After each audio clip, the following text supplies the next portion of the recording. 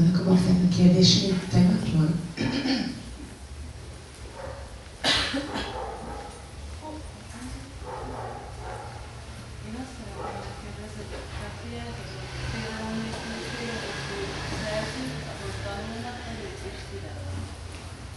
The question is whether Kshatriyas learn to become fearless, or that's how they're born. Az a kérdés, hogy a kshatriyák a félelem nélküliséget megtanulják, vagy úgy születnek már a félelem nélküliek. Well, Bharat Maharaj, when he was 3 years old, used to go out and catch tigers and tie them up to trees.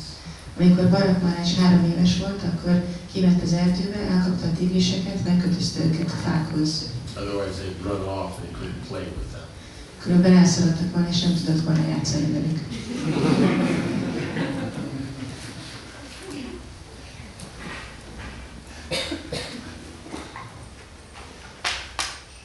So they seem to have they're born with it.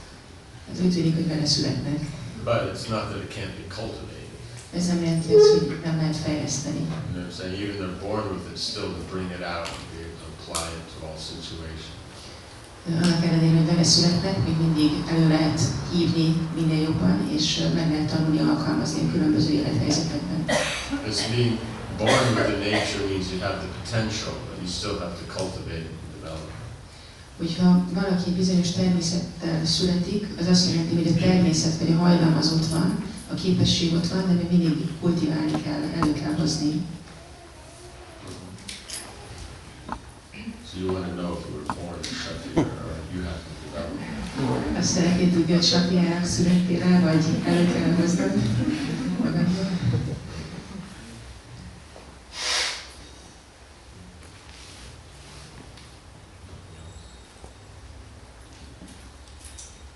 Pancsala hercege úgy tűnik, hogy nem volt ilyen határozott kshatriya, és Arjunának kellett őt biztatnia, hogy menjenek és harcolnak. Aztán később lett ez a kultiválás. Pancsala hercegek, tudod, amikor Arjunáik egy évre ilyen rejtetten voltak ott, akkor ő nem volt annyira bátor, amikor harcolnak. Viráta, bocs, Viráta. He's saying that Virata didn't seem to be so brave, and Arjuna had to kind of encourage him when they were staying at his place to fight. No, that was the son. Ez igazából a fia volt. Yeah.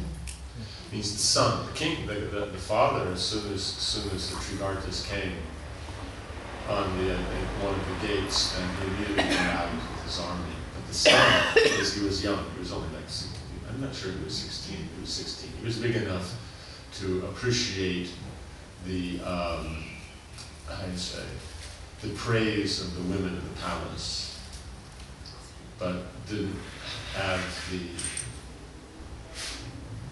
that same prowess. A király maga, ő nagyon bátor volt, amit az ellenség megjelent a város kapujánál, rögtön harcba szállt fel, de a fiú még fiatal volt, olyan 16 éves lehetett, és már tudta értékelni, amikor a hölgyek dicsőítették őt a palotában, de nem volt még olyan erős, olyan bátor. But he didn't mind driving the chariot. De nem bánta a szekeret hajtani.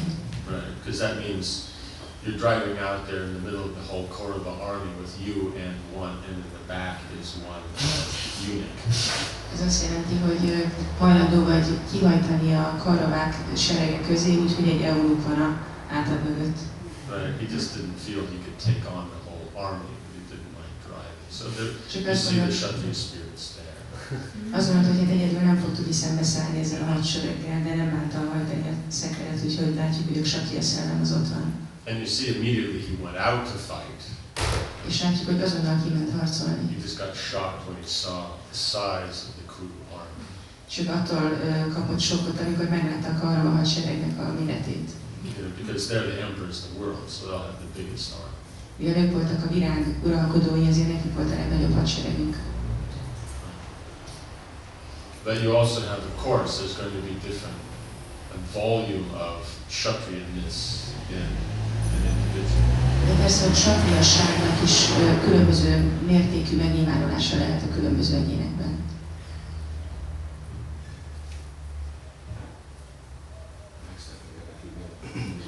Szerte az aranyútusztokat, akkor a szövegben úgy volt, hogy azon gondolkozott, hogy földet beálltam When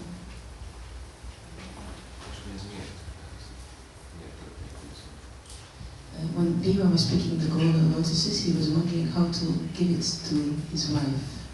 And why is this important? You think he should give it to someone else's wife? Azt gondolod, hogy valaki más feleségének kellene adnia? He should just pick them and throw them around. Vagy csak szedje le őket és aztán dobálja szét? Nem csak. Nekem úgy tűnik, hogy eddig tervezte valahogy, hogy fogja átadni. Hát ez egy természetes dolog, hogy hazamegy és oda. It seems to be a natural thing.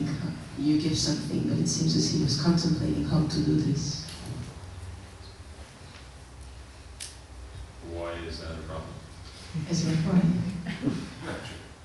Nem probléma. It's not a problem. So what's the question? Akkor mi a kérdés? Csak magamból kiindulva, akkor szoktam előre eltervezni dolgokat, amikor bizonytalan vagyok egy helyzetben, és hogy hát nyilván az ő kapcsolatuk elég szoros volt, tehát hogy miért lehet neki mondani ezt tervezni. Just thinking about myself, I usually plan things when I'm insecure about something, but their relationship was very solid, so why would he need to plan this?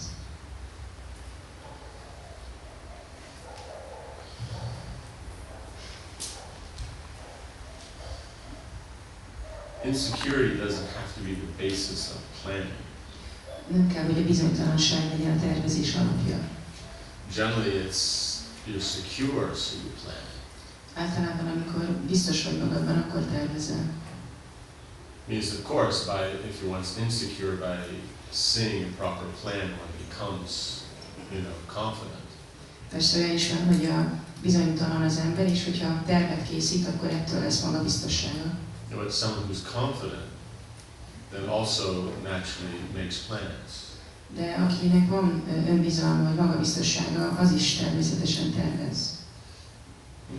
Means that spontaneity, where you just kind of willfully do whatever you want, is interesting and fun. A spontaneitás, amikor csak azt csinálsz, amit akarsz, ez egy érdekes és kellemes dolog. But to get something done, there must be a plan. De ahhoz, hogy elérjünk valamit, ahhoz kell terv. Ez így.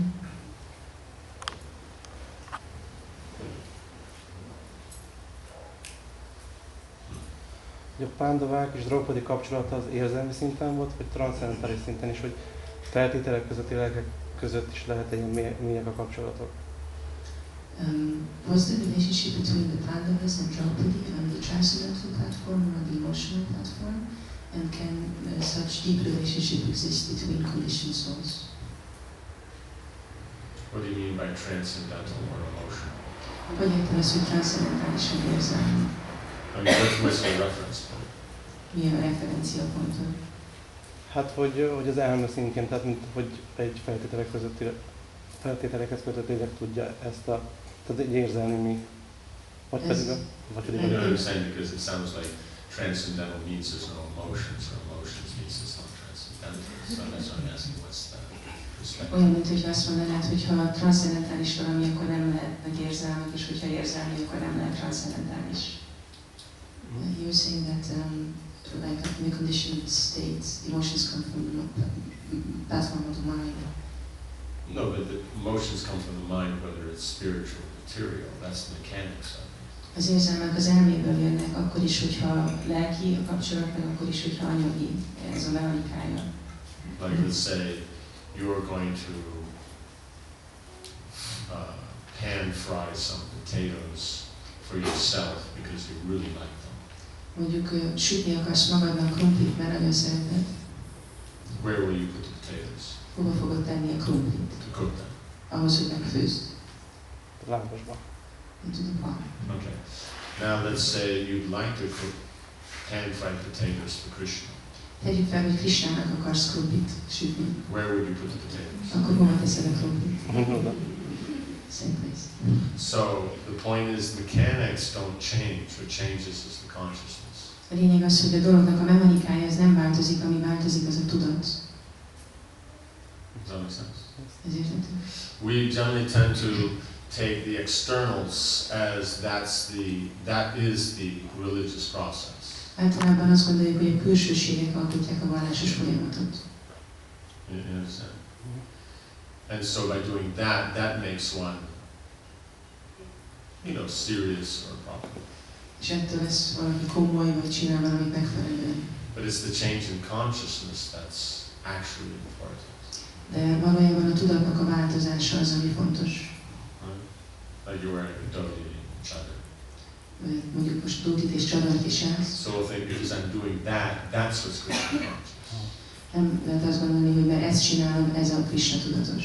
No, the point is we want consciousness change instead of dressing to please ourselves, we want to please Krishna, so we dress like a cultured person. Nem arról van szó, hanem mivel Krishnának akarunk örömet szerezni, ezért a viseletünket úgy változtatjuk meg, hogy úgy öltözünk, ami Krishnának okoz örömet, mert így öltözik egy kultúrált ember. Therefore, you wear the dhoti and chadar. Ezért viselsz dhótit és csadart. Understand? It's not the dhoti and the chadar that makes Krishna consciousness. It's the consciousness that makes Krishna consciousness. Tehát nem a dhótittól és a csadartól lesz az ember Krishna tudatos, hanem a tudatától lesz Krishna tudatos. That's a symptom. Ez egy szimptóma. Does that make sense? Érthető? So the point is that these are devotees, they're eternal, servants of Krishna in these Dwarka pastimes. Itt baktákról van szó, akik Krishnának az örök szolgáját várják a kezdetésekben. So they're on the transcendental platform, so the relationships on the transcendental platform. Tehát ők a transzcendentális szinten vannak, és így a kapcsolataik is transzcendentális szinten vannak. But it's not that there's not feelings and emotions. De nem arról van szó, hogy nincsenek érzelmek. Right? And there's not a proper way of dealing with them. És hogy nincs egy megfelelő módja, hogy bánik velük az ember. Right? So now the point is are those experiences connected to Krishna or not? That's the difference. A kérdés, hogy ezeket a tapasztalatokat az ember összefüggésbe hozza el Krishnával, vagy sem. Yes.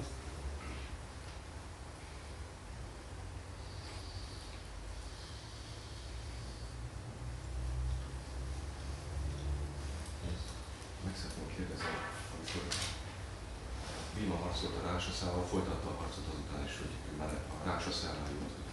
És úgy tűnik, hogy ez egy helyes dolog, de hogy miért? When Bhima was fighting with the Rakshasa, It's the last one. Last. then at one point the Rakshasa became unconscious, but Bhima continued the fight. How is that proper? He's a Rakshasa. De akkor miért nem csapta agyon, csak a húzogányáról, miért kezdtek el kézitúsából ugyanúgy? Why didn't he just beat him with his club? Why did he start to get into his wrestling? Because he's a Rakshasa that didn't have a club. Mert a Rakshasának nem volt buzogánya, So he didn't use one.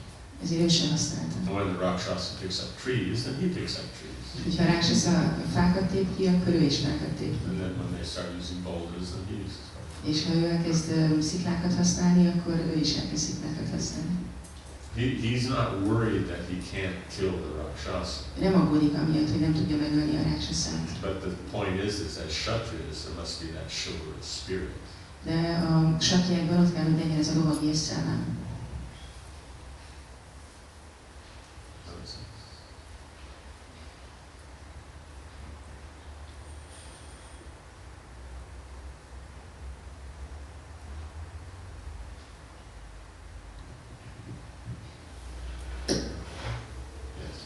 You mentioned that Draupadi and Pandavas have a spiritual relationship. It means that they are eternally like Draupadi and Arjuna in the spiritual world. Említetted, hogy Draupadinek és a Pandaváknak lelki a kapcsolatuk. Ez azt jelenti, hogy ők örökké ott vannak a lelki világban? They're related to Krishna in the material pastimes. Ők az anyagi világban állnak Krishnával kapcsolatban. Az anyagi kezdetéseidben, anyagi világban lévő kezdetéseidben. That makes sense? Krishna always comes to the material world and performs these pastimes. Krishna mindig eljön az anyagi világba és elvégzi a kezdetéseit. So Arjuna is always there. Arjuna mindig vele van. Narayana. Naranárájára. but the manifestation is not there in Goloka. De ez a megnyilvánulás nincs ott Gólokán, It's only in Gokula. csak Gókulában. Because what does Narayana Rishi do? Mert hát mit csinál Narayana Rishi? Meditation. They're meditating. Okay. Meditál. But when they're not meditating, what are they doing? És amikor nem meditálnak, akkor mit csinálnak? Have a friendship. I don't know. Barátkoznak. What activity are they generally famous for? Milyen tettekről híresek? Killing demons. Démonok megölésére. So this killing of the demons and this fighting and all that, then you won't find that in Goloka. A You find démonok that in megölését Gokula.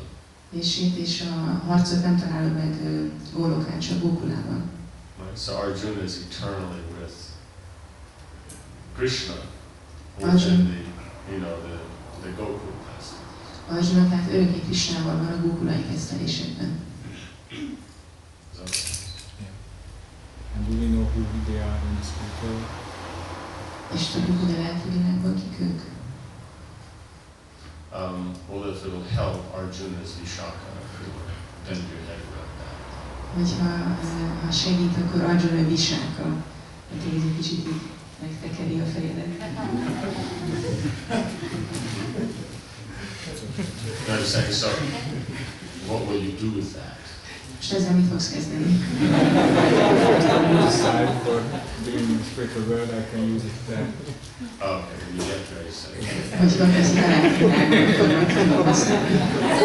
És akkor mondhatod neki, hogy hé, nem annyira szuper. might work. Működhet. Maybe do it once. Talán egyszer.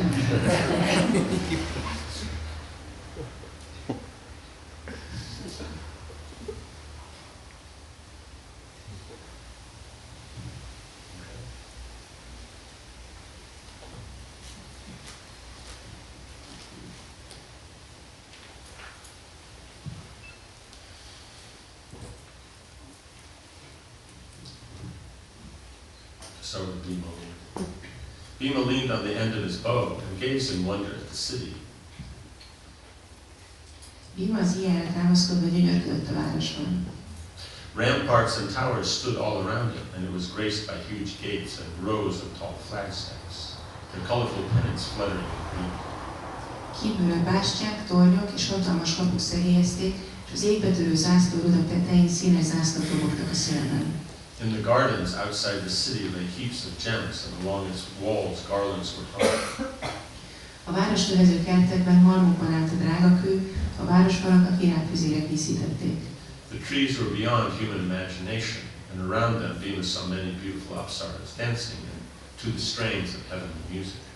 A fák olyan különlegesek voltak, amilyet földi halandó el sem tud képzelni, és fülbemászó mennyei muzsika szól, a gyönyörű apszaraszok táncoltak körülöttük. And so here outside the city was nice gardens and everything like that. Itt a városon kívül gyönyörű kertek voltak. Right? Not, I just said, electric plants and garbage dumps. Nem pedig ilyen elektromos erőművek és szeméttelepek. The sight of Kuvera's opulence sorrowed Bhima as he remembered the wealth Yudhishthira had possessed. Kuvera birodalmának pazar pompája elszomorította Bhimát, mert felénézte benne azt a gazdagságot, ami Yudhishthirát vette körül egykor. So that means it's not that it was some wealth. He saw $1 billion and was thinking of the $100 that he had lost. Nem arról van szó, hogy itt nagy gazdagságot látott, és látott $1 billiárd, és $100 gondolt, amit elvesztett. In other words, this opulence reminded him of Yudhishthira's opulence. Vagyis ez a gazdagság Yudhishthir gazdagságára emlékeztette. Then he became angry as he remembered Duryodhana's crimes. Erről az elbetegült Duryodhana is eszébe jutott, és megint feltámad benne a harag. He took out his conch shell and blew it with the full force of his lungs. Elővette kagylókürtjét, és teli tüdőből belefújt. The sound echoed around the mountain summit and struck terror into the hearts of all creatures. Rúgó hangja, melyet visszavárt a hegy, félelmet keltett minden élőlény szívében. From the ramparts, the startled Yaksha and Yarakshasa guards saw Bhima standing with his bow, sword, and mace. A bástyákon sázsáló rémült ráksaszák és jaksák a hang irányába kémleltek, és meglátták Bhímát, hátán íjat, oldalán kardot viselt, kezében buzogányt tartott. You know, because basically they're Kuvera's palace, who's going to attack. Kuvera palotáját ki fogja megtámadni. Right? So, you know, they're startled that someone would actually be there. Meglepődtek, hogy valaki van ott. And, you know, yeah. But it doesn't mean they're not ready to fight, it just means they're startled. Ez nem jelenti azt, hogy nem készek harcba szállni, de meg vannak lepve. They swarmed out in the thousands and rushed him, shouting in anger.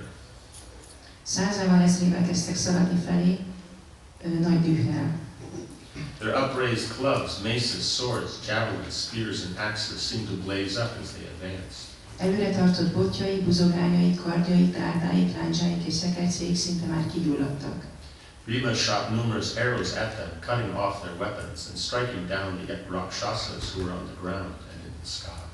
Bhima egymás után lőtte ki nyirait a földről és a levegőből egyaránt közeledő támadók felé, és a nyilvesszők egymás után terítették le a ráksaszákat, vagy vágták ketté fegyvereiket. The yakshas hemmed Bhima in on all sides. A jaksák minden oldalról bekerítették Bhimát, He now appeared like the sun enveloped by clouds. aki most olyan volt, mint a nap, amelyet elnyelni készülnek a felhők. Without fear, he took out his sword and severed the arms, legs, and heads of his assailants. Józanban nem ijedt meg, kirántotta karját, és sorra vagdosta a támadói karját, lábát, és vagy éppen fejét. As he fought with the roaring rakshasas, he was drenched in showers of blood. Miközben az üvöltő jaksákkal harcolt, egész testét beborította a rákaszakolt végtagokból kijövő vér. Although they attacked him from every side, the celestial fighters did not see Bhima flinch or become discouraged. A mennyei harcosok nem győztek hüledezni, hogy hiába hatalmas túlerő, Bhima meg se rezzen, s a csüggedésnek nyomát se látni rajta. Mangled by his weapons, they fell back in fear, uttering frightful cries of distress. A pándava kardja végül meghátrálásra kényszerítette őket, eldobták fegyvereiket, és egymás hegyén hátán rémült kiáltásokkal menekültek, ki merre látott. They dropped their weapons and fled in all directions. So we see is that they came in. There's one guy, so they're attacking. Tehát látjuk, hogy jön egy ember, és megtámadják. Right? He's a human. He's arrogant. Why he's there? Ember, arrogáns, mit keres itt? Then he's fighting very well. Nagyon jól harcol. So they attack him from all sides. Megtámadják minden oldalról. And he fights back fearlessly. És félelem nélkül visszatámad. And quite well. És igen jól. So then they get afraid. Úgyhogy megijednek. Right? Because they expect that he's going to become afraid of so many of them and their prowess that they'll defeat him. But it doesn't happen, so then they become afraid. És arra számítottak, hogy félni fog tőlük, amikor meglátja, hogy milyen sokan vannak, és milyen erősek, milyen bátrak. De aztán ők kezdtek el félni. The commander of the Yaksha army, Maniman, addressed his fleeing troops angrily. Manimán, a Yaksa hadsereg parancsnoka, magában kikelve horgolta a csapatait. How will you tell Vaishravana that a single man has routed vast numbers of Yakshas? Hogyan álltak ezek után Vaishravana színe elé? Mit mondatok neki, hogy egyetlen ember megfutamított egy egész Yaksa hadsereget? The powerful Maniman, armed with darts, clubs, javelins, and maces, stood as firm as a mountain. A dárdákkal, botokkal, gerelyekkel és buzogányokkal állig felfegyverezett nagy erejű Manimán olyan szilárdan állt a helyén, akár egy hegy. His voice boomed out like a drum. Hangja mély volt és átható, mint egy üsdob. Oh human, stay and fight. Gyere, állj ki velem, ha mersz. Having come to the Lord of Wealth's abode, you shall now be able to also see Yamaraja's abode. A gazdagság urának birodalmát akartad látni, hát most Yamarajét fogod. So in his mind, it's a full tour. Az ő elméjében egy teljes turnéről van szó. With a terrible yell, Maniman rushed Bhima, who instantly released 3 arrows, each of which pierced Maniman in the side. Manimán egy vérfagyasztó üvöltéssel Bhima felé iramodott, aki fürgén kilőtt rá 3 nyilvesszőt, melyek el is találták az oldalát. Maniman then hurled his mace at Bhima, and it flew towards him like a flash of lightning. Manimán ekkor megpróbálta a buzogányát, és Bhima felé hajította. A fegyver a villám sebességével sűrített a levegőn. Bhima fired arrows which struck the mace with force, but were unable to stop it. Bhima újabb nyílzáport eresztett meg, melyen el is találta a buzogányt, de megállítani nem tudta. Bhima raised his own mace and smashed the Yaksha's mace, as it fell towards him with the force of a thunderbolt. Ekkor felkapta saját buzogányát, és az utolsó pillanatban még a levegőben pozdorjává zúzta a feléje száguldó fegyvert. Seeing his mace broken, Maniman threw an iron club. Manimán ekkor egy vasbotot hajított Bhima felé. As the golden-handled club shot through the air, it roared and sent forth bright orange flames and showers of sparks. A fegyver súrogva szelte át a levegőt, és csillogó szikrazápor kíséretében fényes, narancssárga lányelvek csaptak ki belőle. Bhima moved aside, but the club caught him on the arm, wounding him severely. Bhima elhajolt a vasbot elől, de az így is eltalálta a karját, és súlyosan megsebezte.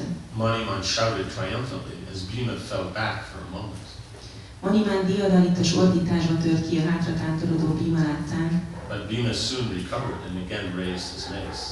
aki azonban gyorsan összekapta magát, ismét kezébe vette buzogányát, The shaker.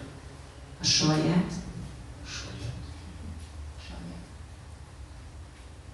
That's how you say shaker. It says saj. Okay.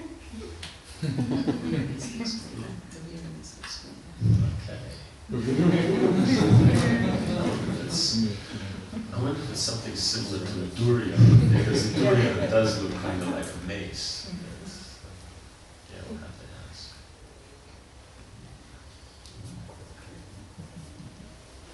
He arrested Maniman with a tremendous cry. És előtrázó üvöltéssel Manimán felé szaladt. The Yaksha hurled a huge dart, and it screamed through the air, glowing like the sun. A Yaksa ekkor egy hatalmas dárdát dobott el, ami napként ragyogva süvített célpontja felé. Bhima whirled his mace and knocked the blazing dart away. Bhima azonban meglóbálta buzogányát, és egy ügyes mozdulattal odébb ütötte azt. Bhima then resolved to kill his adversary without further delay. A Pándava ekkor úgy döntött, hogy nem teketóriázik tovább, s azonnal végez ellenfelével. He whirled the shaika over his head and rushed towards the Yaksha. Megpörgette feje fölött a sajját, és Manimán felé hajította. With a shout that reverberated around the mountain, Bhima hurled his mace at Maniman. A buzogány hatalmas csattanással landolt a Yaksa mellkasán, és szétrepesztette a szívét. It struck him full on the chest with a fearful crash and split his heart in two. Manimán a földre esett, akár egy pálmafa, The Yaksha fell to the ground like a palm tree flattened by a hurricane. amit kidöntött egy hurikán ereje. This, I guess, maybe this aspect of the palm was not what Napoleon was talking about. Azt hiszem, a pálmának ez az aspektusa nem az, amiről Napóleon beszélt. Did we mention about asking questions anytime? Oh, means anytime you have a question, raise your hand. Bármikor, amikor felmerül bennetek egy kérdés, tegyétek fel a kezeteket. Just it should be on the point. Csak azért Voice for kapcsolódjon a breakfast. dologhoz, ne hallgatsz, hogy mi lesz holnap reggeli. He put his hand down. No, he wanted to know what's for dinner tonight. Azt akartam tudni, hogy este mi lesz a vacsora. Azt szeretném kérdezni, Marács, hogy meglepő, hogy mennyi jaksát és ráksaszát látunk itt, mennyi régióban. It's surprising how many yakshas and rakshasas we see in the heavenly region. Tudjuk, hogy magasabb rendek, mint az emberi lények, de mégis förtelmes szokásaik vannak. We know that they are higher species than humans, but they have abominable habits. És nem hiszem, hogy Kuvéra udvarába gyümölcsöt ettek volna. And I don't think they are eating the fruits in Kuvera's gardens. Hogy csak azt került ilyen helyekre, akik bűntelen, hogy lehet, hogy találhatunk ennyi ilyen lényt ezekben. And only sinless entities may be in these regions, so how come they were there?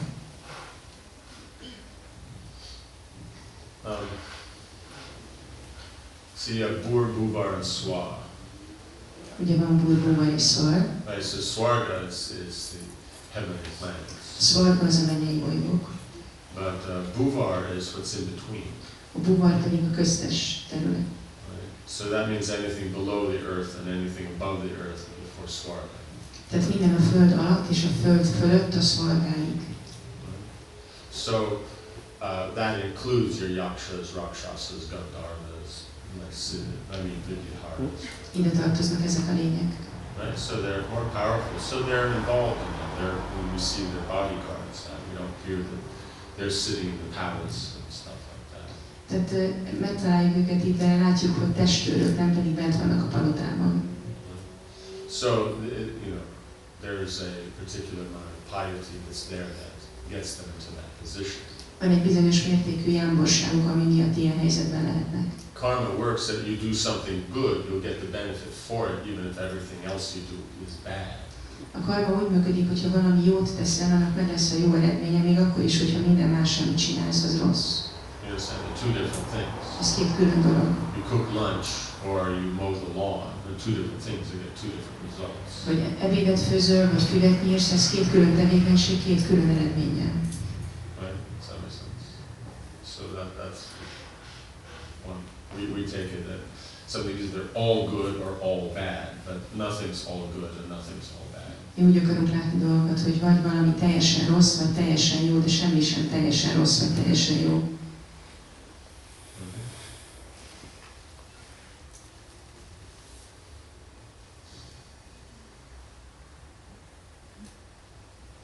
Seeing their commander lying dead, the surviving yakshas and rakshasas fled. Bhima stood alone on that mountain plateau, looking around for further attack. Amikor az életben maradt jaksák és ráksaszák látták, hogy parancsnokuk holtan fekszik a csatatéren, elmenekültek. Már csak Bhima állt a fensíkon, s körbenézett valamelyik támadója. The sound of the battle had reached Yudhishthira. A csatazaj egészen Yudhishthiriig elhaladszott. Hearing the mountain caves resound with loud war cries and other sounds, the Pandava and his brothers became anxious. Amikor meghallották a csatakiáltásokat és a harc jellegzetes hangjait, a pándavákon nagy nyugtalanság vett rá. They learned from Draupadi that Bhima had again gone up the mountain. Draupaditól megtudták, hogy Bhima megint felmászott a hegyre. Yudhishthira took the twins and quickly went after him. Yudhishthir maga mellé vette az ikreket és gyorsan utána sietett. They ascended the mountain and came to the plateau where Bhima was standing. Felkapaszkodtak a sziklafonon és felértek a fensíkre, ahol meg is pillantották Bhimát. The Pandava stood looking like Indra after he had slain all the Danavas in battle. A Pándava úgy álltott, mint Indra a Dánavák felett aratott diadalt követően. He was surrounded by the dead bodies of numerous yakshas and rakshasas. Százával levertek körülötte a jaksák és ráksaszák vérbefagyott holttestei. Yudhishthira and the twins ran over to their brother and embraced him. Yudhishthir és az ikrek testvérükhöz szaladtak és kezükre ölelték. The four Pandavas then sat down on the mountaintop, A négy Pándava kiült a hegy csúcsán lévő sziklára, looking around at the celestial region. és a mennyei birodalmon végigjártatva tekintetét, Yudhishthira said reprovingly, Yudhishthir megrobban így szólt. O son of Kunti, there is no excuse for your actions here. Ó, Kunti, nincs mentség arra, amit itt tettél. One should never offend the king or the gods. A királyt és az isteneket soha nem szabad megsérteni. We are living in Kubera's domain, and you have surely given him offense by your rashness. Mi most Kubéra birodalmában vagyunk, és felelőtlen viselkedéssel te sértés követtél el vele szemben. Such behavior is as unworthy of you as untruth is of the ascetics. Ez a magatartás éppen olyan méltatlan hozzád, mint egy aszkétához a hazugság. If you have any regard for me, then do not commit such acts again. Ha csak egy kicsit is tisztelsz, soha többé ne csinálj ilyet. Bhima looked down in shame. Bhima szégyenkezve lehorkasztotta a It pained fejét. him to see his brother so upset. Bántotta, hogy így felzaklatta a bátyját. Yudhishthira pondered what to do. Yudhishthir azon gondolkodott, hogy mit tegyen. Kubera was the powerful lord of the yakshas and a universal guardian. A Kuvéra, a jaksák nagyhatalmú ura, egyben az univerzum egyik őre. If he had taken offense, then the position would be precarious indeed.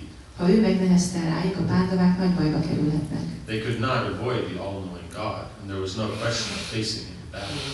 Arra nem számíthatnak, hogy elbújhatnak a mindentudó Istenség elől, arról pedig, hogy szó sem lehet, hogy ő vele is megütközhetnek. megütközzenek. Better that they try to pacify him in some way. Még mindig az a legjobb, ha megpróbálják megbékíteni No valahogy. doubt he would make his appearance to survey the damage. Előbb-utóbb úgy is idejön, hogy felvérje a veszteségeket. The four Pandavas sat in silence, looking themselves like gods descended to the mountain summit. A 4 pándava némán ült a hegy tetején, olyanok voltak, mintha 4 félisten ereszkedett volna le oda. In the meantime, the defeated Yaksha and Rakshasa soldiers had run to Kuvera and informed him of what had occurred. Időközben a csatát vesztett Jaksa és Ráksasza katonák tájékoztatták Kuvérát a történetekről. Hearing that his commander and friend Maniman had been killed, along with numerous other fighters, the god became angry. Amikor az istenség megtudta, hogy parancsnokát és barátját, Manimánt számtalan harcossal együtt megölték, égtelen haragra gerjedt. He then ordered his attendants to yoke his chariot. Azonnal megparancsolta, hogy fogják be a lovait. Kuvera's servants immediately fetched his chariot drawn by 100 horses, the color of dark clouds, each adorned with golden garlands and gems. Kuvera szolgái rögtön elő is állították az istenség szekerét, amelyen 100 ló húzott, mindegyik a sötét vihar felhőszínében ragyogott, mindegyiket aranyvirágfüzérek és drága kövek díszítették. The horses neighed loudly and moved their heads upward as the divine Kuvera ascended the chariot, eulogized by Gandharvas and Charms. Amikor Kuvera a gandharvák és a csáranák magasztaló éneke közepette felszállt a szekérre, a lovak hangosan felnyerítettek és felszedték fejüket. 1,000 principal yakshas, looking like so many mountains, wearing gold armor and equipped with weapons, followed Kuvera as his chariot moved off through the skies. Az istenség szekerét 1000 aranypáncélos, felfegyverzett jaksa vezér követte, akik úgy magasodtak mögötte, mint Megvagyi hegy. The celestial chariot seemed to swallow up the atmosphere and draw down the skies that ranged across the firmament. A mennyei szekér valósággal falta a teret, ahol végigszágódott az égen. As he traveled, the Lord of Wealth pondered Bhima's second assault on the celestials. Útközben a gazdagság ura Bhimán, és az égiek elleni újabb támadásán töprengett. How dare this human act so insolently towards the gods? Honnan veszi a bátorságot ez a földi halandó, hogy ilyen pimasságokra vetemedjen a félistenekkel szemben? But Bhima, of course, was no ordinary human. No persze, Bhima nem közönséges ember. He was Yudhishthir's brother, and Yudhishthir was Dharmaraj himself. Yudhishthir pedig maga Dharmaraj. He and his brothers had all taken birth only to fulfill the God's purpose. Az 5 testvér azért született, hogy beteljesítsék az Istenek szándékát. Kuvera then recalled a curse uttered long ago by the powerful Rishi Agastya. Kuvérának ekkor eszébe jutott egy régi átok, amely a nagyhatalmú Agastya Rishi szájában hangzott el. Of course, how else could the mighty Maniman have been killed? Ó, persze, ez mindjárt megmagyarázza, miért halhatott meg a vitéz Manimán. Bhima had become the instrument of Agastya's imprecation. Bhima csak eszköz volt Agastya átkának beteljesítésében. Kuvera's frown changed to a smile as he approached the summit where the Pandavas were seated. Mire a szekér leereszkedett a pándavák mellé, Kuvera már mosolyogva várta a testvéreket. The Pandavas saw the celestial chariot approach. Their hair stood on end and they rose quickly with folded palms to greet Kuvera. Amikor a pándavák meglátták a feléjük közeledő mennyei szekeret, végigfutott hátukon a hideg, de azonnal felálltak, és összetett kézzel üdvözölték Kuverát. The chariot stayed in the air near the Pandavas, who stood looking apprehensively upward. A szekér a levegőben állt meg, a pándavák közelében, akik várakozás teljesen néztek felfelé. The yakshas who accompanied Kuvera alighted on the mountain summit like so many great birds. A Kuverát kísérő jaksák leszálltak a hegyoldalra, mint Megvagyi nagy madár. Seeing the brothers looking across at him with reverence, Kuvera was pleased. Kuvera boldogan nyugtázta, hogy a testvérek tisztelettel néznek rá. The yaksha warriors saw Kuvera's mood and stood with indifference, their weapons lowered. Amikor a jaksa harcosok látták, hogy Kuvera nem haragszik a pándavákra, közönyös arccal leeresztették fegyvereiket. And so you have this element here of the servant has to be able to catch the mood of the master. Tehát itt azt látjuk, hogy egy szolgának képesnek kell lenni arra, hogy észrevegye, hogy mi a mesterének a hangulata. Right? They have to be very careful that they're not having a different mood. Nagyon óvatosnak kell lenni, hogy ne legyen más a hangulata. Right? So it should be something that is supportive, or it doesn't in any way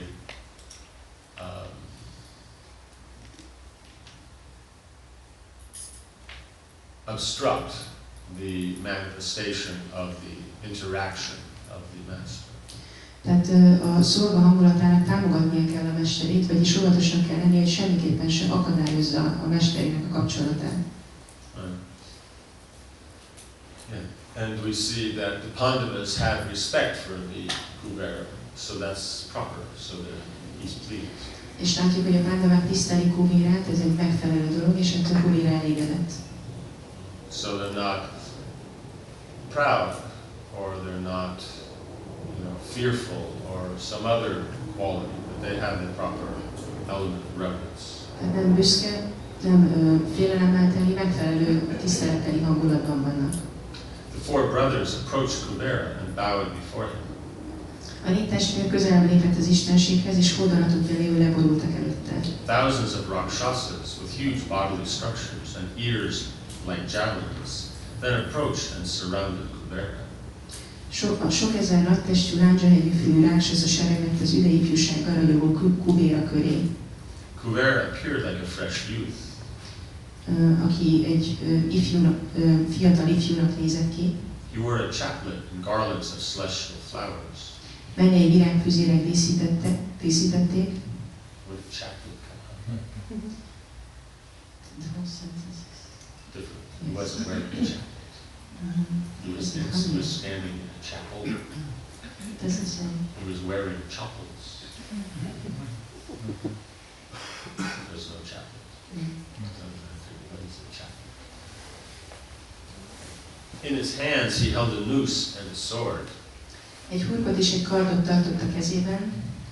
A large bow hung over his shoulder. Vállán pedig hatalmas ív lógott. Bhima, still clutching his mace, gazed at him without fear. Bhima, aki azóta se tette le a buzolányát, félelmet nem ismerően állta a tekintetét. Kubera smiled at him. Kubéra rámosolygott. Then he turned to Yudhishthira and said, Majd Yudhishthirhez fordulva így szólt. O Partha, we are well aware that you are always thinking of the welfare of all creatures. Ó Pártha, tisztában vagyunk vele, hogy te mindig az élőlények javát akarod szolgálni. Therefore dwell on this mountain peak without fear. Éppen ezért nincs semmi félnivalót. Nor should you be angry towards Bhimsena. Bhimsenára sem kell neheztelned. His killing of the yakshas and rakshasas has been ordained by destiny. A jaksák és a ráksaszák lemészállását a sors rendelte el. Indeed, realizing this, I have become pleased with Bhima rather than angry. Most, hogy erre ráébredtem, már elégedett vagyok Bhimával, ahelyett, hogy haragudnék rá. Kubera looked at Bhima and said with a smile, O child, O best of the Kurus, I am not angry with you. Put down your weapons. Ekkor Bhimára mosolygott, és így szólt hozzá. Ó gyermek, ó legkiváló Kuru, tudd meg, hogy nem haragszom rád. Letetted a fegyvered. For Draupadi's pleasure, you have acted rashly and disregarded the gods, relying only on the strength of your arms. Draupadi kedvéért felelőtlenül viselkedtél, és semmibe vetted az isteneket. Nevertheless, I am pleased with you. Azt hitted, testi erőddel mindent elérhetsz. Today you have delivered me from Agastya's terrible curse. A mai napra feloldoztál Agasztya szörnyű átkarról. That you should insult me in this way was foreordained. Therefore, I attach no blame to you.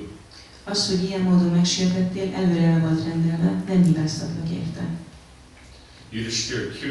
Yudhishthira's curiosity was aroused, right? So here we have the element that the understanding of how karma works, then it changes one's mood, because one knows that people are only instruments. Itt látjuk, hogy amikor az ember megérti, hogy a karma hogy működik, akkor megváltozik a hangulata, mert látja, hogy a többi személy az életében egy eszköz. One is acted in a particular way, so therefore one will get a specific result. Valaki bizonyos módon cselekszik, és ezért egy meghatározott eredményt kap. The result will come through other living entities. Az eredmény pedig más élőlényeken keresztül fog So jelenni. technically, one who actually understands this is not upset with those through whom the result comes. Ez azt jelenti, hogy ha valaki ezt megérti, akkor nem haragszik azokra, akiken keresztül ezt az eredményt kapja.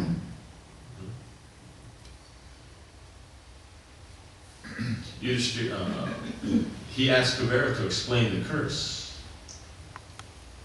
Yudhishthira kíváncsi volt, mi lehetett az átok, és meg is kérdezte Kubérától.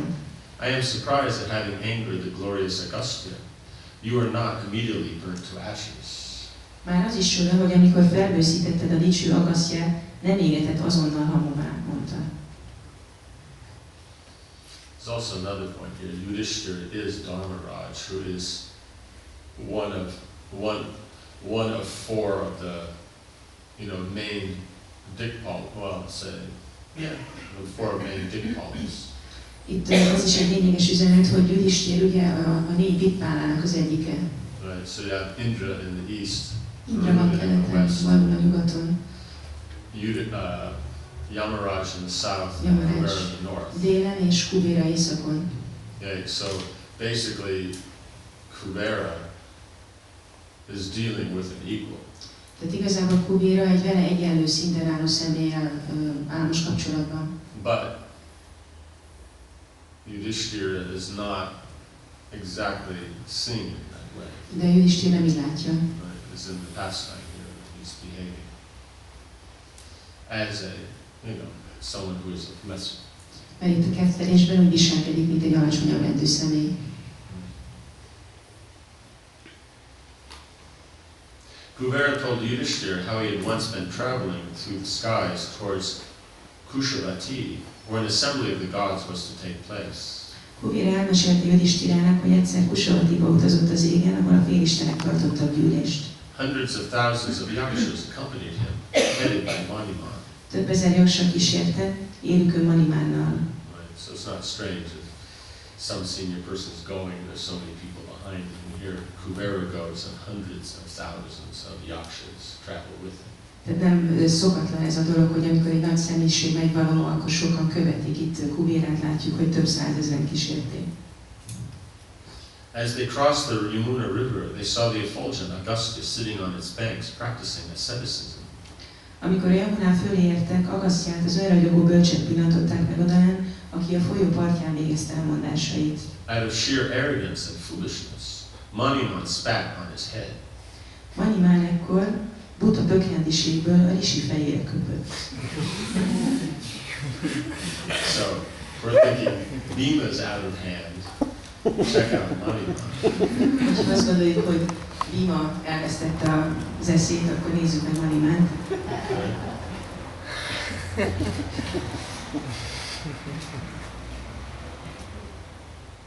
Kuvera immediately went before the rishi to apologize, but Agastya was burning with anger and uttered a curse. Kubéra azonnal Agasztya elé járult, hogy bocsánatot kérjen tőle, de az lángolt a haragtól és kimondta az átkot. Since this evil-minded one has insulted me in your presence, he will meet with his end along with his forces at the hands of a man.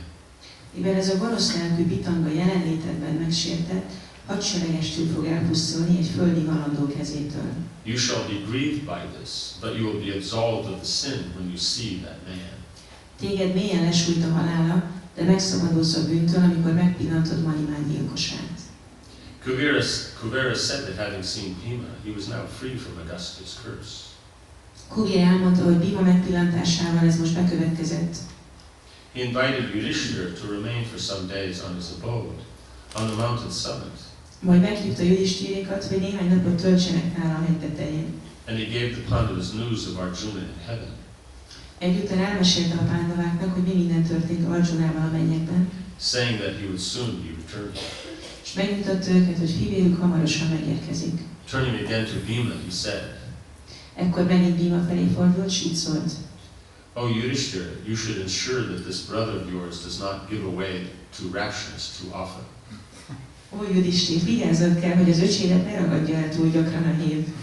If you do not check his impetuosity, it will sooner or later bring you trouble. Mert ha nem uralkodik magán, előbb vagy utóbb bajt hoz a fejetekre. Because here is Kuvera going and Maniman is behaving badly. Itt Kuvera ment, és Manimán viselkedett helytelenül. So then he's making the point is Yudhishthira should be careful with Bhima to make sure that he doesn't create any. És ezért rámutat arra, hogy Yudhishthir vigyázzon, hogy Bhima ne viselkedjen helytelenül. Bhima lowered his weapons and bowed before Kuvera, who then blessed him. May you destroy the pride of your enemies and enhance the joy of your friends. Bhima leeresztette a fegyvereit, és tisztelettel meghajolt Kubéra előtt, aki megáldotta őt. Kubera took his leave from the Pandavas as his chariot carried him high into the sky. Kubéra elbúcsúzott a pándaváktól, miközben a szekere magasba vitte a mennyekbe, az égben. His yaksha and rakshasa attendants followed him, some flying and others riding conveyances covered with finely embroidered cushions and adorned with gems. A szolgálatában álló jaksák és ráksaszák azonnal utána eredtek. Ki önerejéből repült, ki finom hímzésű párnákkal bérelt, drága kőberakásos mennyei szekéren. The bodies of the warriors Bhima had slain were removed, and the 5 brothers stayed on the mountaintop, served and honored by the yakshas. A Bhima által lekaszabolt harcosok holttestét rávitték, és a testvérek egy ideig a hegytetőn maradtak, ahol jaksák szolgálták őket nagy tisztelettel.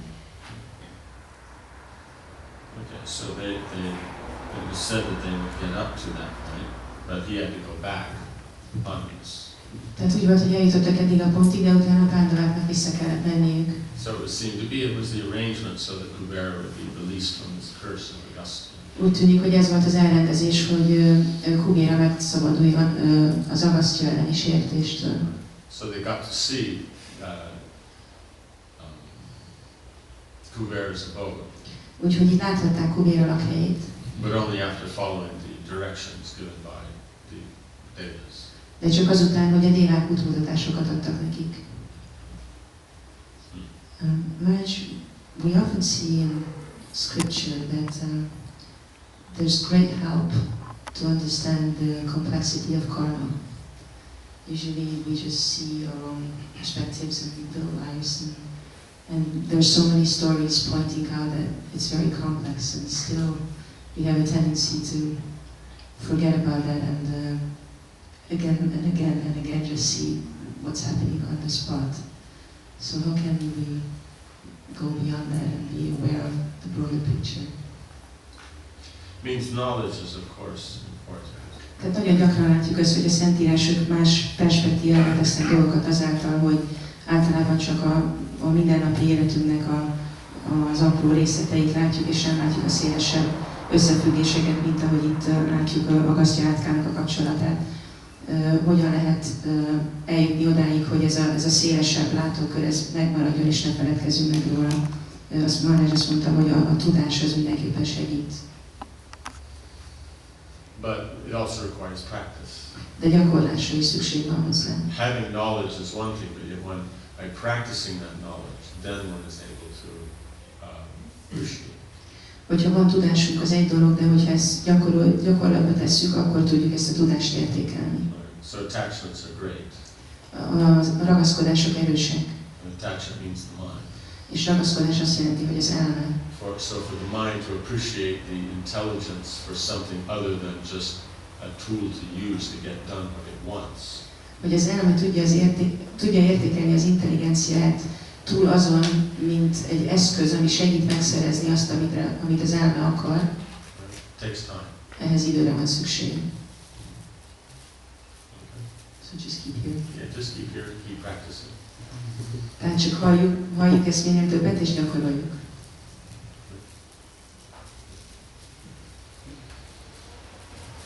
Yes. We heard that Bhima was acting like a proud kshatriya. So what took Bhima so long to really understand the Kubera's position and bow down really in his heart? We heard that at the last moment he did it. Tehát Bhima itt úgy viselkedik, mint egy büszke ksatria, és hogy elég hosszú ideig tartott, de mi volt az, ami kiváltotta azt, hogy Bhima végül megtalálta, hogy mi a megfelelő hangulat, hogy viszonyulnia kell Kuberához. He kept the hand on his mace. Kezének bizogányon tartotta. They're kshatriya, he's surrounded by warriors. Ksatriák és harcosok vették körül őket. So he's seeing what the mood is. Látja, hogy mi a hangulat. If Kubera is, peaceful, then one relaxes. If Kubera is not, one should be ready to fight. Ha Kubéra békés, akkor nincs mind aggódni, de hogyha nem az, akkor kész harcolni. it seems to me that Yudhishthira was already in that different mood. And he told to Bhima, it is not to behave like that, but still he just stood there.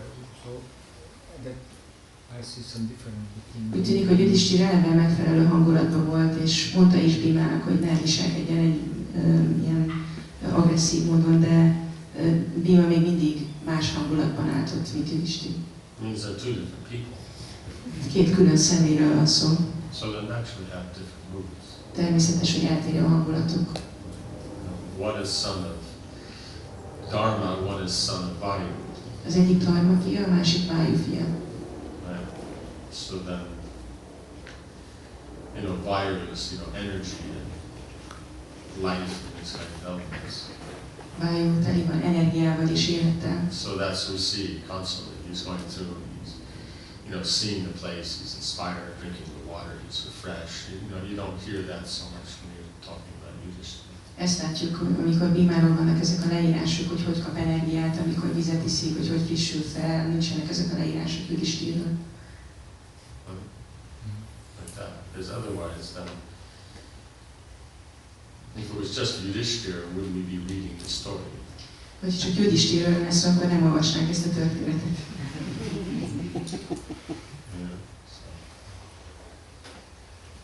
The point is, this word, because so many pastimes happen, so why these ones are chosen? Because these are what we're going to be inspired by. Annyi kezdeményezésük volt a pándaváknak, miért pont ezeket válogatták ki? Azért, mert ezek azok, amelyek inspirálni fognak bennünket. Right? So, the Bhagavatam is for the Paramhamsas, and then there the Mahabharata is explained. A Bhagavatam a Paramahamszáknak szól, és el van magyarázva a Mahábhárata. So do these points come out? Azért, hogy ezek a pontok, ezek előjöjjenek, ezek az üzenetek. No? Nem? Right? Because that's not what's so impressive to the sages. Mert a bölcsek számára nem ez az, ami olyan lenyűgöző, hogy érdekes.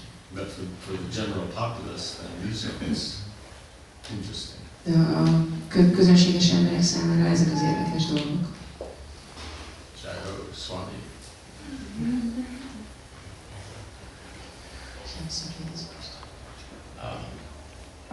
Volt egy mondat, hogy a királyokat és az isteneket sosem szabad megsérteni. There was a sentence that said that kings and gods should never be disrespected and offended. És a saját kapcsolatainkban látjuk, hogy az még egész könnyen megy, amikor beszélünk egymással, akkor tiszteletteljesek legyünk. And we see in our own relationships that it's not so difficult that when we are just having dialogues with each other, then we're respectful. De az már nagyon nehezen megy, hogy akit nem szeretünk, arról tiszteletteljesen gondolkozni, vagy valaki harmadik személynek tiszteletteljes dolgokat nyilvánítani róla. But it is very difficult when we don't like someone to think of them with respect or to speak to a third person about them with respect. És hogy ehhez tudnál elmondani a tanácsot. Could you please give some advice in connection to this? Practice. Gyakorlás. It's good. Ez jót tesz. Because see, gods and kings, they're very powerful, so if you offend them, there's going to be trouble. Az istenek és a királyok nagy hatalommal bírnak, úgyhogy ha megsérted őket, akkor bajba kerülsz. Right? That makes sense. So, how you say, if we look at the histories, just locally, Ha megnézzük akár csak a helyi történelmet, like the Turkish, how you say, ambassadors, a török, úgymond nagykövetek right, offended one of the local Hungarian princes. megsértették az egyik helyi magyar herceget. Right, so then they wouldn't take their turban off. Nem vették le a Respect the turbánjukat, king. hogy a tiszteletüket ajánlják a királynak. So since they liked their turban on their head so much and wouldn't remove it, so the prince had their turban nailed onto their head. Mivel annyira ragaszkodtak a turbánjukhoz, és nem akarták levenni, hogy a tiszteletüket ajánlják, ezért a herceg odaszögezte a turbánt a fejükhöz. That's why one should not offend gods or kings. Ezért nem szabad megsérteni az isteneket vagy a királyokat. Just as a policy. Ez egy jó stratégia. So it's having the knowledge and practicing. Tehát a lényeg, hogy legyen meg a tudásunk, és tegyük gyakorlatba, gyakoroljuk. So because Bhima knows this, therefore then when Yudhishthira reminds him, he's able to appreciate it. Mivel Bhima tudja ezt, akkor amikor Yudhishthira emlékezteti erre, akkor Bhima is tudja ezt értékelni.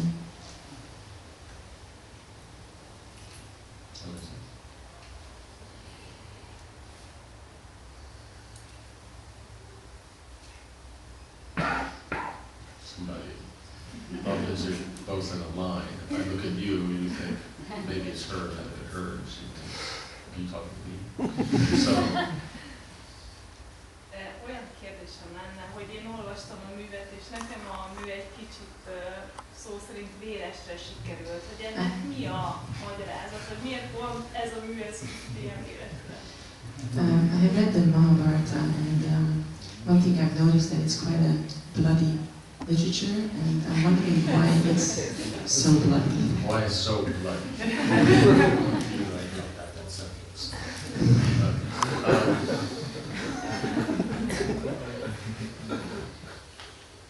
Rupa Goswami mentions two themes are always popular. Rupa Goswami azt mondja, hogy két téma mindig népszerű. Right? Chivalry, Lovagiasság, and means the chivalry, the rasa of chivalry and the rasa and conjugal. a lovagiasságnak a raszája és a szerelmi rasza. Right? So if either one of those or both is in a story or a literature, then it will be popular.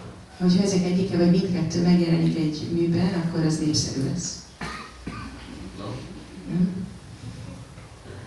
You're not complaining that Draupadi is the one that instigated him, saying that Arjuna could easily do such a thing, and Bhima is just sitting around not doing that.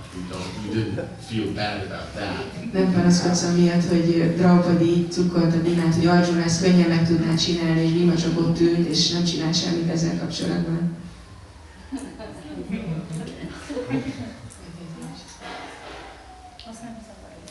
That doesn't disturb me. So the conjugal, see that's the point, the conjugal rasa works, but you would rather have a little bit lighter skirmishing or something. So. Tehát a szerelmi rasza az működik, de úgy látszik, hogy egy kicsit kevesebb erőszakot szeretnél. So you would prefer rapiers and rapiers? Those super thin, they're almost like a rod, those sword, those ones. Swords. Olyan végoltörszerű kard. Valamilyen kard. You know what I'm saying? They're not wide, they don't have a sharp edge. Nincs ilyen élük. No? I mean, they're just a thin, and Párbajtőr. Párbajtőr. Okay, so you prefer those ones, right? Ezt jobban szereted? Nice mustaches, Szívhajusszal. shoes with clothes on. Ezekkel a kis hegyes cipőkkel. So it gets real wild, they jump on the table and fight up there. Amikor nagyon vad kezd lenni, akkor felugrasz az asztalra, és ott kezdesz harcolni. And then somebody should grab the girl and jump on the horse and ride off. És akkor valaki ragadja meg a lányt, és ugorjon fel egy lóra, és lovagoljon el.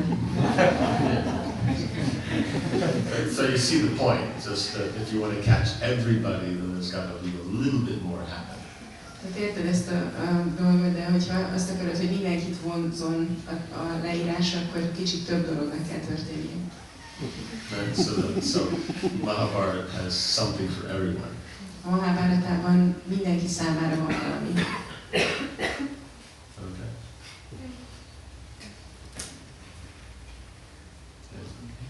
Minek tudható be azok a úgymond jogtalanul elkövetett elkövetett cselekedetek, amiket a pándavák követtek el, hogy Bhima csak úgy bent, és akkor lemészárol mindenkit, vagy amikor ugye Duryodhanát derékon alul ütötte meg, ezek a nem a pándavák hívei öregítik úgymond, és akkor ezek csak úgy a sors elrendezései, vagy visszaadások.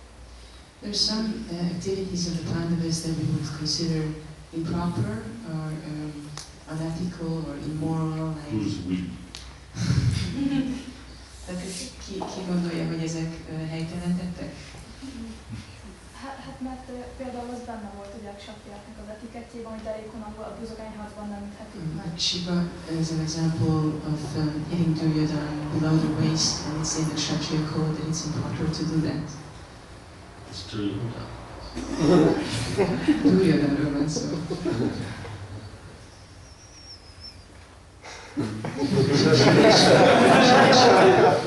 These activities of the Pandavas don't make them very famous. It's the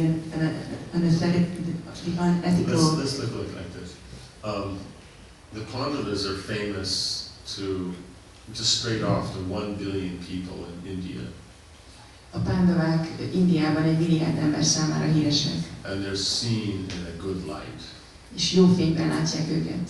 And that Hungarian prince that I mentioned, the whole world, when they think of him, that's where they think of somebody bad. És a magyar herceg, akiről beszéltem, hogyha őre gondolnak a világon, akkor azt gondolják, hogy ő rossz volt. Pandavas, good, Dracula, bad. Pándavák jó, Dracula rossz. Nobody thinks, well, excuse me, Goths probably really like Dracula. Elnézést kell kérjek, mert a gótok biztos, hogy nagyon szeretik Draculát.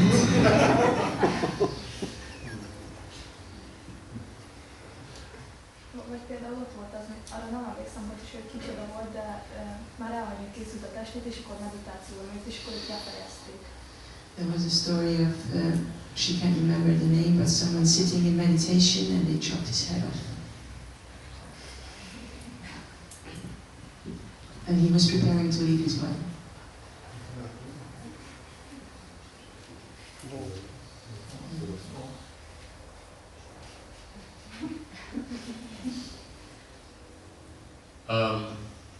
What happened with his head after they cut it off? Mi történt a fejével, miután levágták? It rolled away. Just like that, just rolled away. Csak úgy elgurult? Or was it that Arjuna kept shooting arrows so that the head flew through the air and landed on, how do you say, somebody's lap? Vagy arról volt szó, hogy Arjuna addig lőtte a nyilakat rá, hogy repült a levegőben, míg valakinek az ölében nem esett. So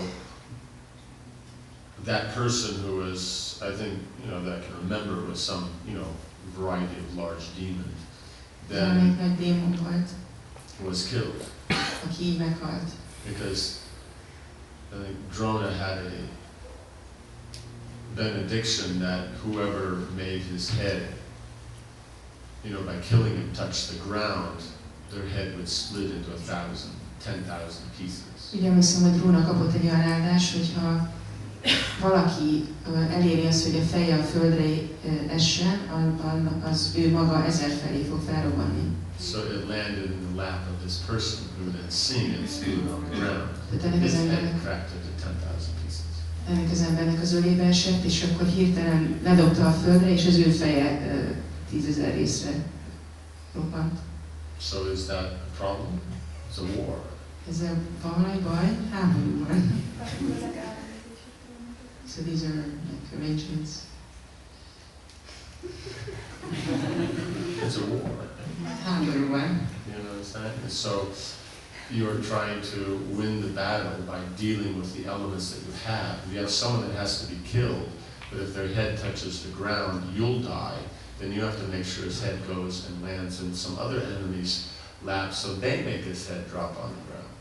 Tehát az ellenséggel harcolsz is, hogyha tudod, hogyha a te hatásodra esik a feje a földre, akkor úgy kell cselekedned, hogy az ellenséghez kerüljen a fej, és az ő hatásukra essen a földre. Does that make sense? Ez érthető? Like that. The other aspect that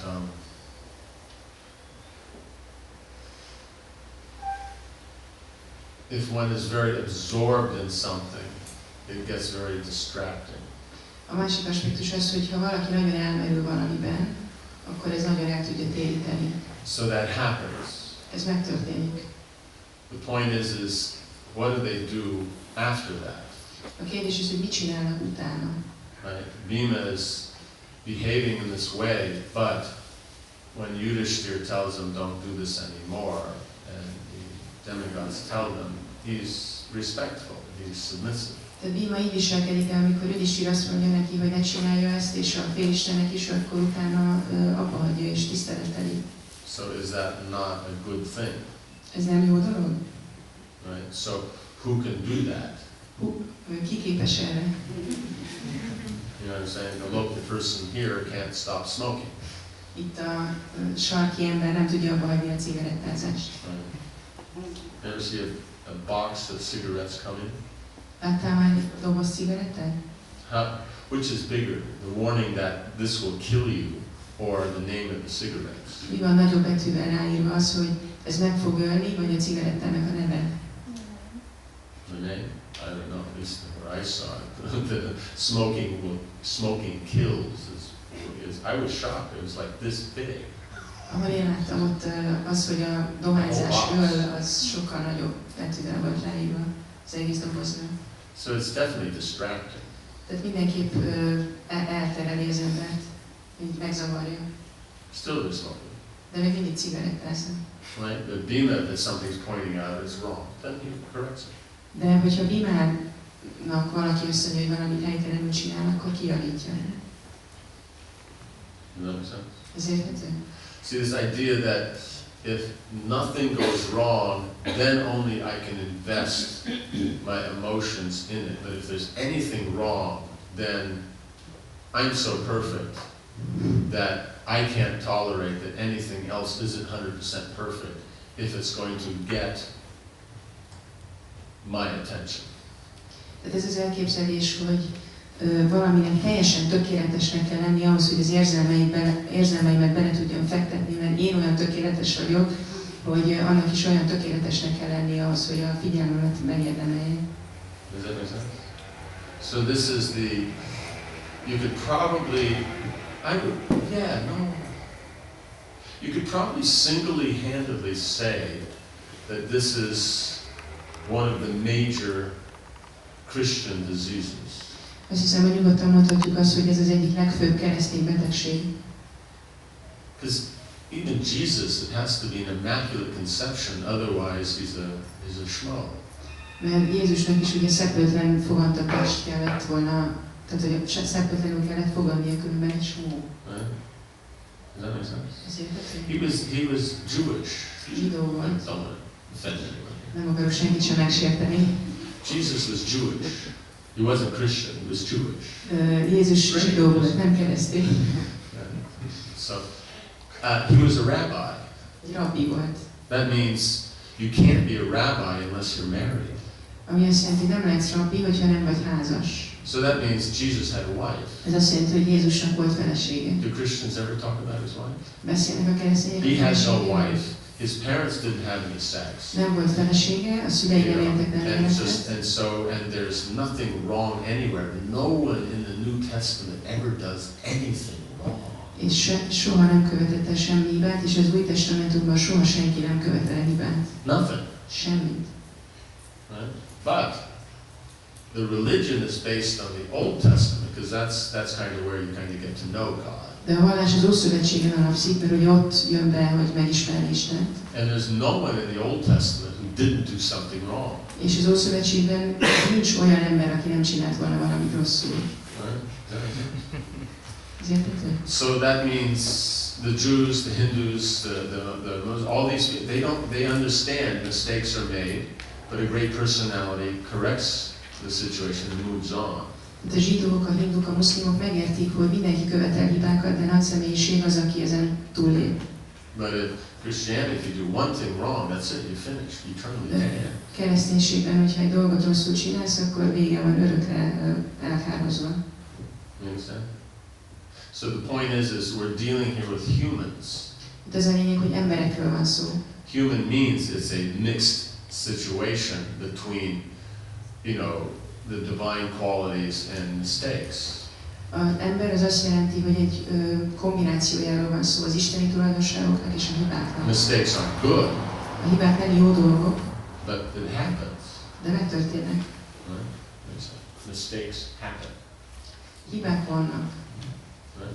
Does that make sense? So the point is how do they deal with it? How do they move on? How do the others deal with it? A lényeg az, hogy mit kezdesz azzal, hogy hibát csináltál, hogyan lépsz túl rajta, hogyan viszonyulnak mások hozzá. Right, so we see Kuvera's greatness in that he can see, that this was the arrangement of fate to free him of this curse of Augustine. Látjuk Kuvera nagyságát, aki úgy látja ezt a helyzetet, mint egy olyan esemény, ami megszabadítja őt Agasztjának az átkától. Right, we see the greatness of those yakshas and rakshasas, that they're not going, you killed my brothers, and so they're coming to fight. No, Kuvera is cool, so they're okay. Látjuk, hogy ott vannak a jaksák és ráksaszák, és nem panaszkodnak, hogy hé, megölted a testvéreinket, hanem látják, hogy Kuvera békés, akkor ők is békések azzal, ami történt. No, you have Yudhishthira's greatness that his brother, even though he's done this, he's told he knows his nature, and so then he got inspired, so he's done this, but still, don't do this. Yudhishthira nagysága az, hogy ismeri a testvérét, látja, hogy inspirációt érzett, elkövette ezeket a dolgokat, de csak azt mondja neki, hogy ne csinálj ilyet. Right? He's not saying, you always do this, every time you get in a fight, you're always looking for a fight. Why don't you just be peaceful like the rest of us? Nem kezdi el mondogatni, hogy figyelj, már mindig esel, mindig belekeveredsz, mindig csak harcolsz, miért nem lehetsz már olyan, mint amilyenek mi vagyunk többiek. Right? So you also see how great personalities deal. Tehát látjuk, hogy a nagy személyiség hogyan bánnak. Right? Would you rather you want to learn this from, Bhima, or do you want to learn it from Sweeney Todd? Bhimától akarod ezt megtanulni, vagy nem tudom, Sweeney.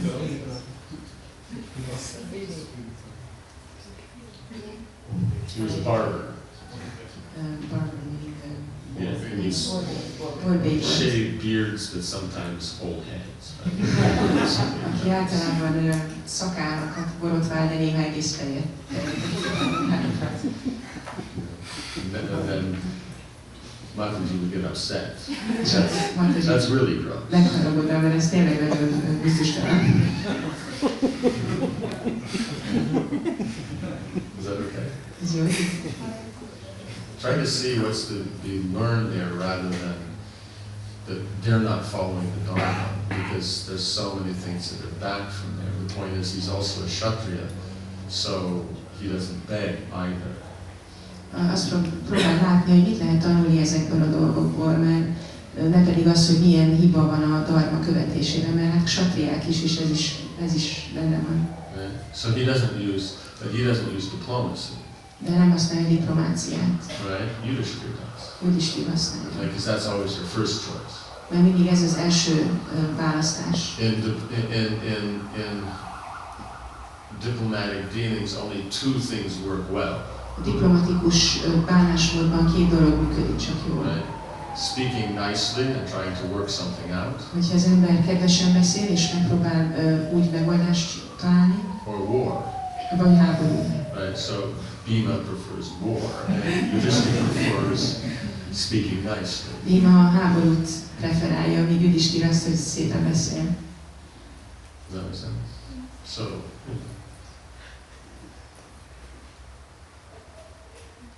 Okay.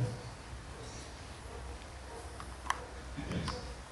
Hogy Kuvera dicsőkülleg nagy személyiség volt, és amikor érte ez a hív, hogy megölték az egész testőrségét, akkor rögtön úgy volt történetben, hogy rögtön égtelen haragra gerjedt, és amíg megnyugodott, el kellett tenni annak, hogy felszállt a szekérre, ment szépen, és akkor közben elgondolkodott, hogy mi okozhatta ezt a dolgot, és megértett, és úgy tudott reagálni, ahogy reagált, hogy ő egy félisten volt mindenféle jó tulajdonságokkal, hogy mi, amikor nekünk van valami ingerünk, akkor ilyeség is vannak reagálni valahogy normálisan, vagy átgondolni ezt, hogy ez most a karma, vagy milyen okozattal történik. Igen, hogy hogyan tudjuk ezt.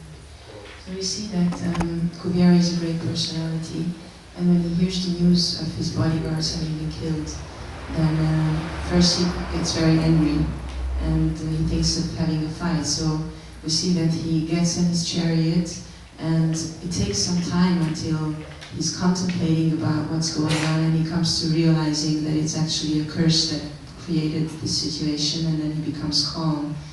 So for our personal lives and when we have our urges to become angry, and what's the message here? How to deal when we get these kind of... Use your intelligence. Használd az intelligenciát. As he said, he was contemplating, why would Dina be there? And he says, it means, why would a human being be up in heaven at his gates fighting with his people? Mert látjuk azt, hogy Kubira elgondolkodott azon, hogy vajon miért van itt egy emberi lény a mennyekben és az ő kapujában és harcol az ő embereivel.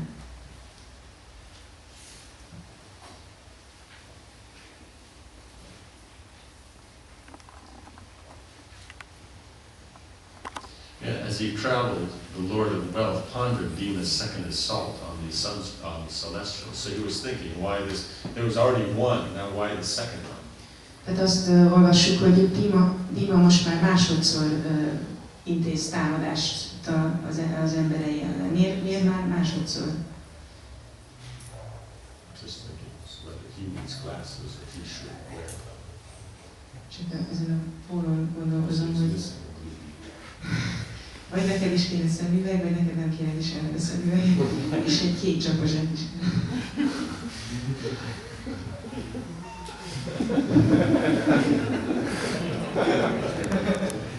Come from the same place. Oh.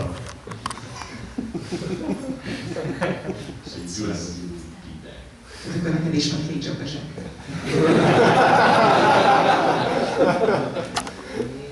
It says purely towards the goal. Purely towards the goal. Purely towards the goal. It's Bhagavad Gita. Very good.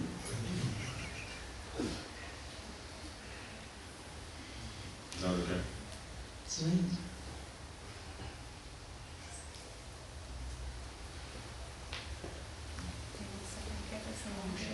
Szó volt tegnap a tudásról, hogy ahogy hallgatjuk így az előadásokat, hogy így szerzünk ilyen tudást valamit erről, és ez a tudás által találjuk meg azt is, hogy nekünk milyen a hangulat. We have been speaking about the importance of knowledge. Úgyhogy milyen a vasszánk. And is it through this knowledge that we can understand what our mood is or what is our rasa? Basically, but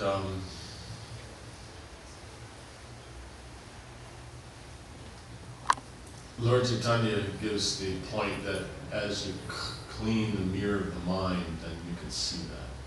Alapvetően igen, de az Úr Chaitanya azt mondja, hogy ahogy tisztítjuk az elmének a tükrét, úgy elkezdjük ezt látni. Right? Just like if you have a mirror that's dirty, you can't see yourself. So if you clean the mirror, then you can automatically see who you are. Tehát egy piszkos tükörben nem látjuk magunkat, de hogyha elkezdjük megtisztítani, akkor automatikusan meglátjuk, hogy kik vagyunk. Right? So you work on this process of purification through the chanting and association with devotees. That cleans the heart, so then it's automatically revealed. Tehát, hogyha gyakoroljuk a bakták társaságában a tisztító folyamatot és énekelünk, akkor automatikusan ez megnyilvánul. But you don't have to worry, it'll be good. De nem kell aggódni, jó lesz. And you'll be happy. És boldog leszel.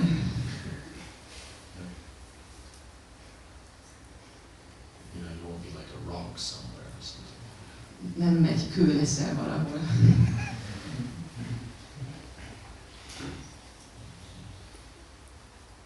Chapter 29, Arjuna returns. 29. fejezet, Arjuna visszatér. Although offered every kind of enjoyable thing by the celestial hosts on Gandhamandana, the Panditas thought only of Arjuna.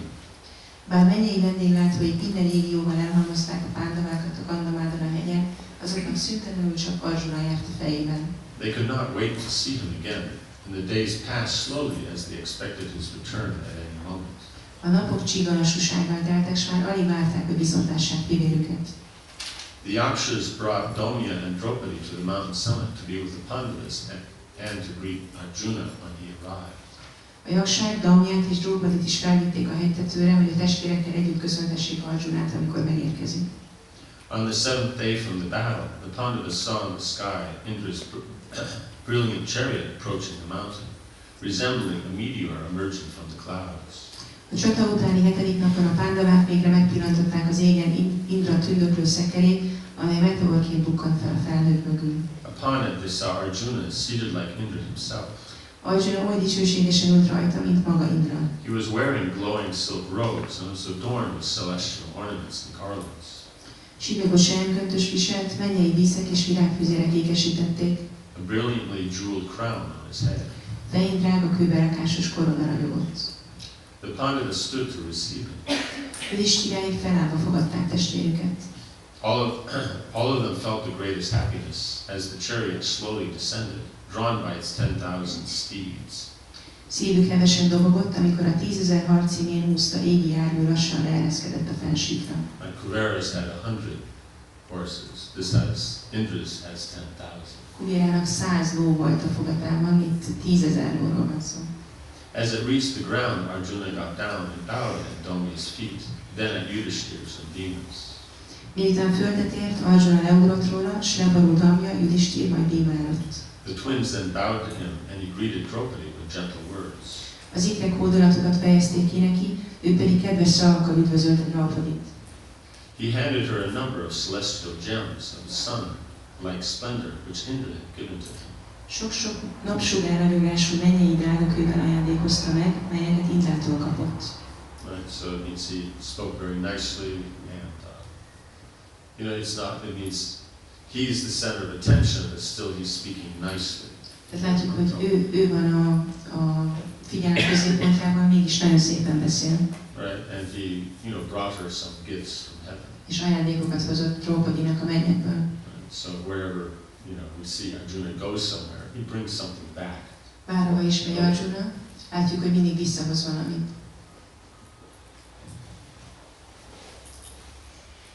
Yudhishthir also greeted and worshipped Matali as if he were Indra himself. Yudhishthir Mátalit is üdvözölte, és olyan imádatban részesítette, mintha maga Indra volna. He inquired from him about the god's welfare. Aztán a félistenek hogy léte felől érdeklődött. Matali spoke affectionately to the Pandavas as a father might speak to his sons. Mátali kedves szavakkal viszonozta a pándavák szívélyességét, és úgy beszélt hozzájuk, mint apa a fiaihoz. Then he ascended the chariot and returned to Mahabharata.